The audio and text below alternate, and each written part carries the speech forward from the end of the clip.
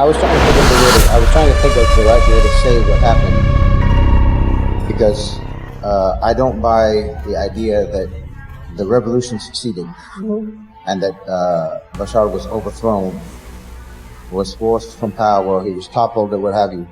I think that he wasn't taken down. He was let go by the people who were holding him up.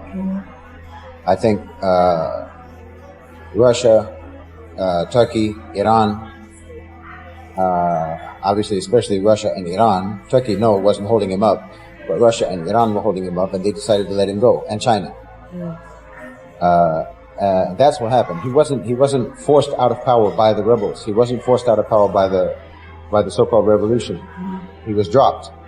When was the which is what makes me also, I have a very different feeling about it, I think, than most people, which is, this could have happened a lot sooner. Right. What held it back? Was it Bashar trying to resist, trying to? I think that actually, people will have their analysis and talk about how Bashar made certain decisions about sort of reconstituting his military and corruption in Syria, and then also Russia being weakened by the Ukraine war and blah, blah, blah. I don't buy any of that. I don't think that any of that's the reason. I think that, in fact, the development of BRICS and the coalescing of the regional powers to a particular regional vision for the region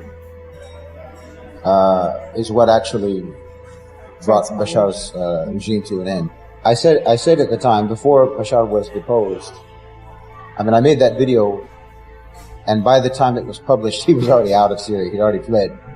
But when I made the video, I said that there was still a way that Bashar could save himself, which was if he were to genuflect to Erdogan, have a meeting with him and discuss matters, then there might be a way that he could retain power. He didn't do it.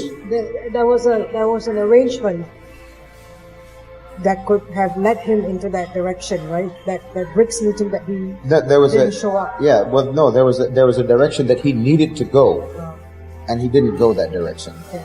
I think that the direction that he needed to go was to show, just like Iran has understood, I believe that Iran has understood that they need to try to show that they can be a team player and go along with the regional plan.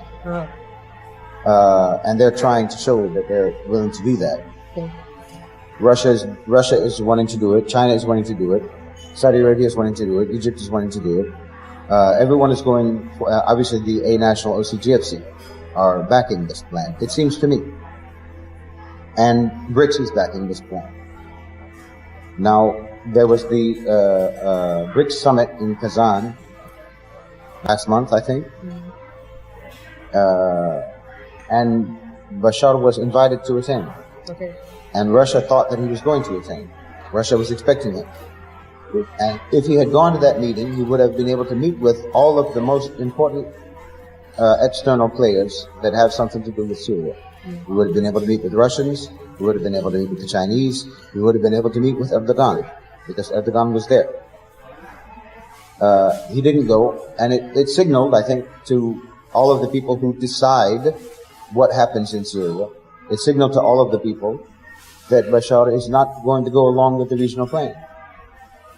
And that was, in my opinion, the point at which they decided that they have to drop it.